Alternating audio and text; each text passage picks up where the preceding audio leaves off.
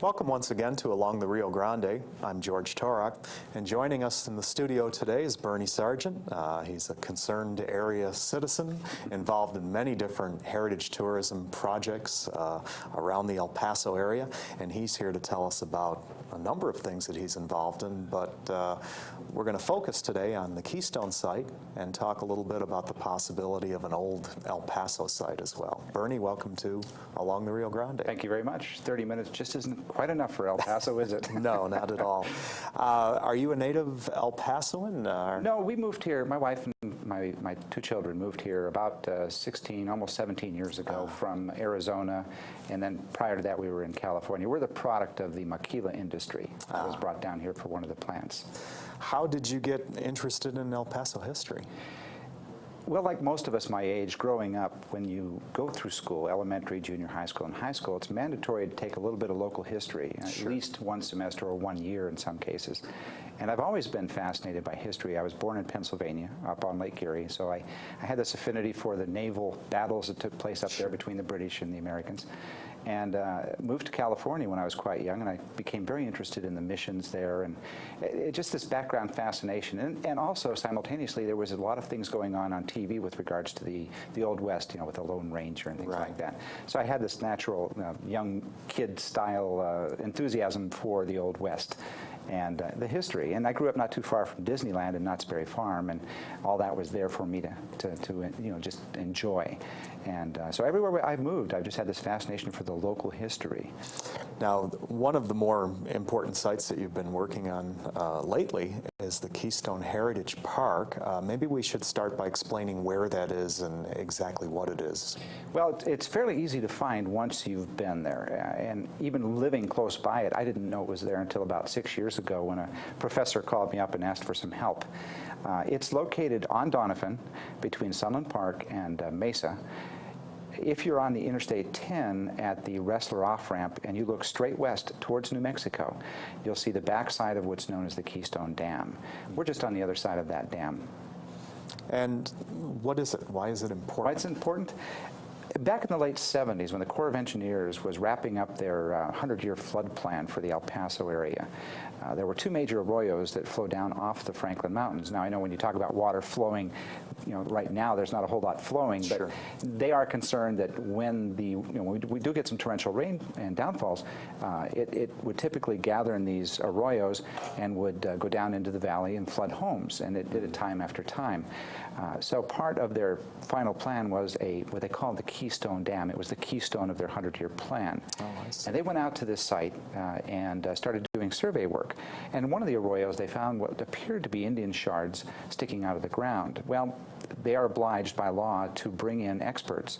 So they called in expert archaeologists and anthropologists from UTEP, and they did some preliminary study, and it was important enough, they thought, to do further study. So for about a year, they were out at the site, and they were digging exploratory holes in the ground, and they were carbon dating the shards and the different artifacts they were finding in the ground. And it indicated through carbon dating that it was approximately 4,500 years old. Really? And what was even more important and exciting to these folks was the fact that there was a concentration of pit houses in that area. Typically, natives of that era in this part of the world would travel as the weather changed, and they would live in family units, clans as they would call them. And when the weather changed, the food sources would go away. These people would pack up and they would move to a place more conducive to living, and maybe eventually come back to the same site, but not always. What they identified at this site at Keystone was this group was quite large, over 40 pit houses they're anticipating, which is more than a family unit. And what was more important is these folks that were residing in El Paso, they were here year-round. They didn't move when the weather changed. They found it comfortable enough, as we most have now in the 21st century, to stay here year-round. Sure. And so they developed what we call the very first El Paso. So it's a very exciting opportunity. The land was set aside and earmarked by the Texas Historical Commission as being very significant. It has been registered with the federal government as well as organizations like Smithsonian and National Geographic are very much aware of it. So it's become a very important asset for El Paso. Is this a unique site? It's unique, as I mentioned, in the sense that there's 40 pit houses there, and maybe more. And with the drilling that they did, the exploratory work that they did, they feel there may even be more below the levels, the 9 meters that they went down. So there might be another community even below that. So it's pretty exciting. And they would like very much to find out through maybe DNA testing if they find a hair follicle or something that might have resided there since these folks. They could tie it to other Native American groups in either the United States or Mexico and see who these people were related to. Now, this site has drawn a considerable amount of attention. Absolutely has. We have had inquiries from as far away as Paris, France, Mexico City. Really? We were fortunate enough to bring on board early as a volunteer a very, very well-known local movie producer, and he put together a video, and that's in the local libraries as well as libraries as far away as Arkansas, Mexico City. So it's impressive. It's exciting to know that this little piece of ground, 11 acres in El Paso, has drawn attention from folks of all walks of life. Now, there's a association that was formed, Yes. the Keystone Heritage Park, Inc. Inc., yes. What do they do? Well, we're a 501c3 nonprofit organization, and our whole mission is to raise the funds necessary to develop this into a heritage park, share with the world the Native American village that's located there, and also restore the wetlands that resides right next to this village, which we think was part of the reason why these folks stayed in this area. The Rio Grande, we know, was very, very close at that time. It would change direction, it would change width, but we know it was real close. Well, we have a natural bosque there. It's not very big. It's only, right now, maybe 17, 18 acres. But we think that it was quite a bit larger back in the days, 4,500 years ago. And so we're trying to restore that and educate folks about bosques and how important they are, not only to the bird life and the wildlife, but to the human habitat that resides here and has resided here. We're also anticipating developing an interpretive center. And in that interpretive center, we have a number of things we want to do. We would like to have a computer lab. In that computer lab, we're going to be developing software that would allow folks of all ages to go on virtual archaeological tours. And this would educate them on what to look for, how to look for it, and then they could go out into a site that we're going to set aside, not the ARC site that we're obligated to protect, but adjacent to it, where we'll salt the soil, so to speak, with artifacts that people have donated that the experts aren't that interested in anymore. They know everything they can, and they've learned everything they can about these. We're going to salt those sites. And these folks of all ages can go out there and they can hunt and dig and take those artifacts back into the computer lab, and they can catalog those artifacts and take a little CD back to their classroom or back home with them and say, look what I found. Wow. We might, and my goal is to educate folks and excite people enough to where they might want to go on and be a noted archaeologist or anthropologist. Sure. And it's because of Keystone that they did that. Now, can people visit the site now? Absolutely. It's wide open. It's not a whole lot going on out there that would show what our plans are. But they can go out to that site and they can look at the site. They can witness all the birds. We have 159 species of birds that either reside there or pass through there in their travels north and south. They can watch the birds, take pictures. They can learn about the plants because we have quite a number of different species out there of native plants. And as this starts to develop, as they start to see things happen, then they'll become even more educated. We anticipate having Native Americans out there, teaching them about the flora and the fauna and how it related to their tribes as they lived here, grew up here. We were going to have experts on desert gardening and desert landscaping so folks can learn how to plant these plants in their yards and take advantage of drought-tolerant vegetation, which can be very, very attractive. Are there certain times of the year when there's more natural phenomena taking place? Spring and fall. Yeah, naturally the birds would be passing through here going north and south, and so we'll have an awful lot more birds. In the spring, coming up here next month, you'll start to see literally hundreds of thousands of blackbirds, 3 different species. And they're fun to watch. I mean, they're just, they're so organized in their own way, and it just fascinates me. I'm not a big bird lover. You know, I appreciate and respect them, but it's fun to watch these. Right now, we've got 4 different species of seagulls out there. 3 of which are from Utah and 1 from Canada, and they spend their winters here in El Paso with us. True snowbirds. What's the next step? What things do we see coming in the future at Keystone? How far along are we? Well, we right now control over 50 acres. And when I say control, we have either purchased or have been donated quite a bit of property. We've raised close to $3 million worth of property and cash with grants and so on. And what we did is we signed it over to the city of El Paso, and we have a 30-year lease with the city of El Paso to actually develop this park. And it's a fairly hands-off contract. You know, the city obviously has some controls, but we're responsible for everything that goes on within the boundaries of the park. So what we're doing now is continuing to raise funds to buy more property so we can shelter the entire wetlands. We only shelter about 3/4 of it. We would like to accomplish all of it. And so that's part of our goal. Another goal is to continue to raise funds so we can develop the desert botanical gardens, the bird walk that we will have around the property. We're working with an organization called the Texas Natural History Museum. They plan on building their museum over there in a 50,000 square foot facility where it will house quite a collection of artifacts dating back to prehistoric times. So we'll cover the gauntlet when it comes to history. We're talking with a number of other folks about developing their wishes, you know, a place to go, you know, a hub. We call it the tip of the crescent of tourism for El Paso. The Junior League has come on board, a huge sponsor for us, and they will break ground this year on their desert botanical gardens. It's 2 acres, very comprehensive plan, and again, it'll be sharing with the world all of the desert flora and fauna from the upper Chihuahuan Desert where we're located. They will also have a small amphitheater in there so folks can hold you know, weddings. They'll have, or concerts, we'll have acoustical concerts and things going on there. It's quite a remarkable project, and it's come a long ways considering it's all volunteers. Sure.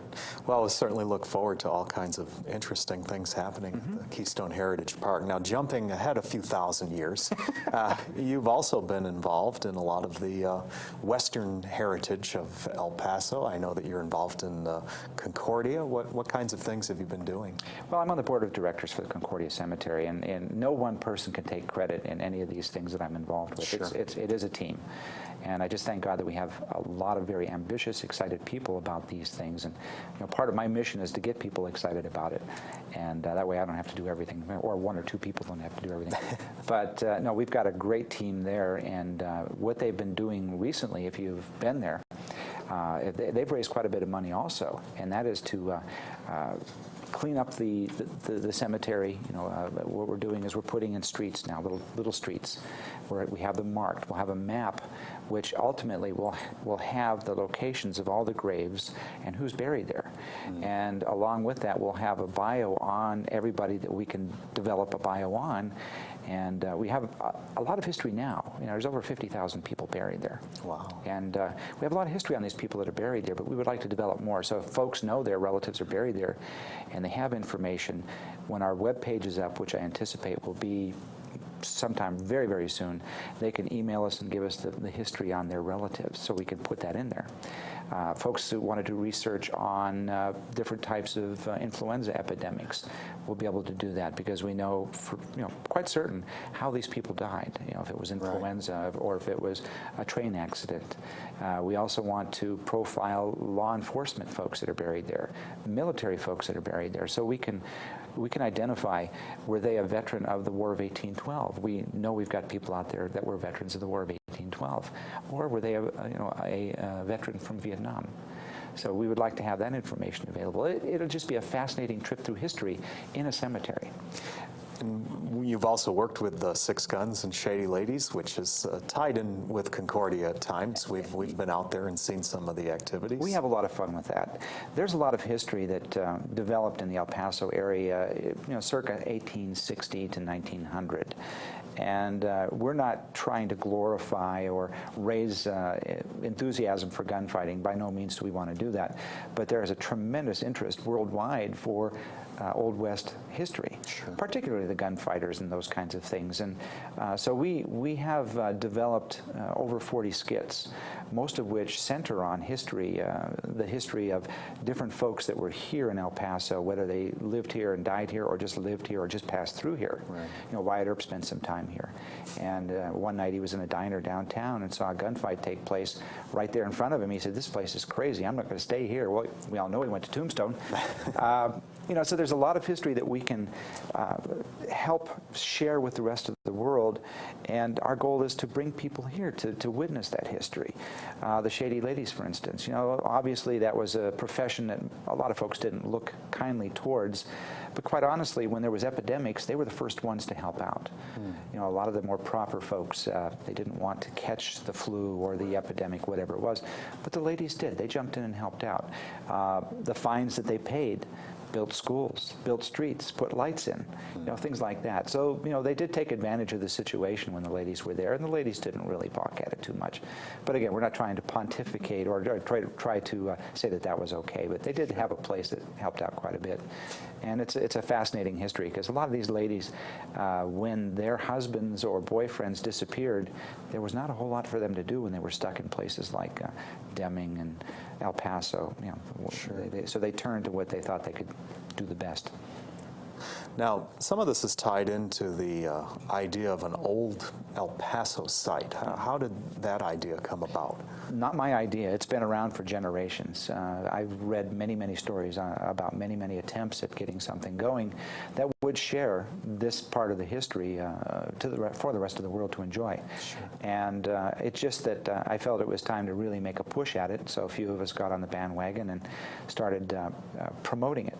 And that was to share not only the Old West cowboy ideas and history, but also what was going on around us. You know, there was certainly a lot of Native Americans that lived in the area at that time. You know, we're talking 1860s through 1900s. So we want to share that education. We had the Mexican influence, so we'd like very much to share the vaquero input and influx into the United States. So when we're talking about an Old West town, our idea was not to just develop you know, El Paso Street, San Antonio Street, but let's also develop an area where we could show how the Indians lived. We could have powwows here, we could have charreadas here, we could have old rodeos here. So we're taking it one step further. Our goal is to have about a 20 to 30 acre site that will incorporate those three factions of history from El Paso: the Old West, the Mexican, and the Native American. We're looking at an amphitheater will seat somewhere around 1,000 to 1,500 people, where we could have cowboy poets, we could have Old West music entertainment, we could have different types of entertainment that's very popular in the rest of the world, and it came from here. So we want to share that with the folks. We're looking at it, locating it somewhere in the Anthony, Texas area. Right now there's a gentleman up there that is willing to set it up, and he's financing quite a bit of what we're trying to do right now. He wants to do that for El Paso. And the city of El Paso is also ambitiously pursuing what they call Lone Star West, which is a venue downtown, and it's a lot of 21st century technology to take you back into the Old West. And it'll be on a couple of blocks of property just south of the convention center. So they're pursuing a vision of Old West also. We want to have that feel of walking on dirt roads and going into the old casinos. And, you know, for instance, one of our plans is to take a picture and a model of one of the ladies' homes that were down on Utah Street, but make it into a bed and breakfast. And have the furnishings look like it did back in the 1880s and 1890s, but it's a bed and breakfast. We're also going to construct a church that would accommodate several hundred people comfortably. Folks can get married in the Old West tradition, and if they want, they could spend their honeymoon night at the bed and breakfast. You know, and that'll all be in the little community or little town that we're planning. It'll be a lot of fun. This would be like a reconstructed street, a reconstructed site with buildings. It would be like a small town? It would be exactly like El Paso Street was in 1883 through 1900. Full-size buildings. There would be functioning buildings, air-conditioned, with the ability to set up stores within there. Everyone would dress the period that works there. We would encourage people when they visit, if they like to, that dress that period. We're going to be encouraging folks that really support that genre to put stores there. There's a whole world of supporters of the Old West. One of the groups is called the Single Action Shooter Society. And these are folks that competitively travel around the world, and they compete with the weapons that won the West, as they call it. And there are clothing manufacturers, there are weapons manufacturers, leather, professional leather crafters. All these folks is who we would like to encourage to have facilities there. When you go next door, or to the next block, where you go to the old Mesilla or the old Placita, we will have crafts people that will lay their blankets out along the dirt road there, and they can sell their wares all along that avenue. And when you go to the powwow area, the Native Americans can sell their wares over there. So you truly will be stepping back into the old 1800s and enjoying the crafts and the arts and just the fun that they had back in those days. Not the danger, but the fun. So it'll be a good time. We think it'll be a great time. And what would a project like this do for El Paso? How might it change El Paso? Well, it'll change El Paso in a number of ways. We have really been negligent in promoting the wonderful weather we have year-round. We have a few bad days, but if you go anywhere else in the country, I mean, New York City, how bad was that? All the snow they had. We have a lot of great weather here. People drive through here all the time. We're encouraging them not to drive through, but drive to. So with all these folks coming in to visit these venues, whether it's the Old West Town or Keystone or any of the venues we have here, Waco Tanks, park your RV, park your car, rent a room, stay in El Paso, share your money with us. So it'll provide lots and lots of job opportunities for folks living here to support this tourism market. Everyone else in the country seems to have really jumped on that bandwagon, and we're trying to encourage that. For years, we've encouraged people to drive through El Paso to get to Amarillo or Alamogordo or Ruidoso or even Juarez. Sure. Our mission is to have the people come here first, and if they've got time, go to those places, because we have a lot to see, and I think we're negligent in not sharing those attractions with the rest of the world. We have the missions. What a wonderful place to go. Great missions down there. In California, they've done a great job in supporting and really building up the Camino Real that they have out there. We need to do the same thing. And you mentioned earlier that we have been selling ourselves as a gateway to other places, as a way to get to other places. Exactly. My mission is to promote El Paso as a place to go to, not through. Sure. And would any of these projects tie in with Mexico at all? Do we have any interest or crossover there? Absolutely. I in no way discourage people from going to Juarez. Sure. My income is derived from the maquilas, and so I spend a lot of time over there. But I encourage people to come here and stay here and enjoy themselves. Folks are getting a little nervous about going out of the country, whether it's Canada or Mexico.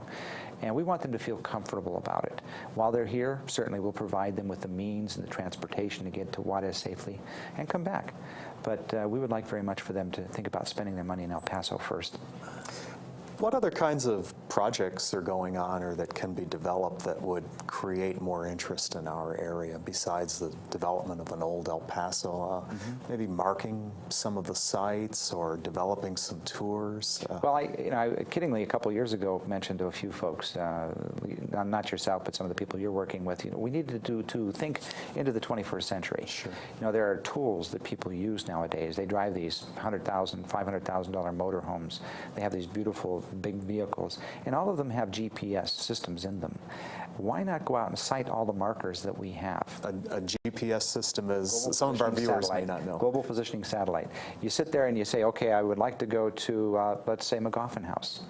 Okay. You can just program in McGoffin House, type it in, and it'll give you the GPS coordinates by satellite exactly where McGoffin House is, within 3 meters now.